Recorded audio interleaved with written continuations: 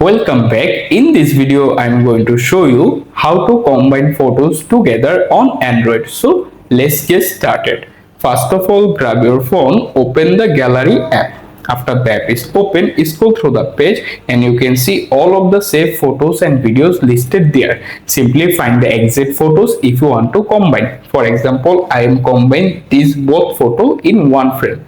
To do that, first of all tap on hold any single photo. After the selected notice appear, select the other one or multiple photo if you combine. After you have selected successfully, at the bottom menu bar you can see multiple option appear there. Simply click on create option. Then you can see three different options. Choose the collage option. After the collage notice appear, you can select this option, then adjust the combination if you like.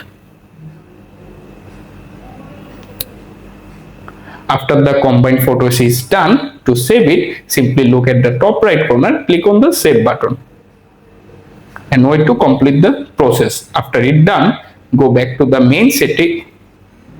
main gallery page, then scroll all the way to the very top. Here you can see the combined photos there. Simply open it and view the full screen result. Thanks for watching. Please subscribe to my channel. Take care.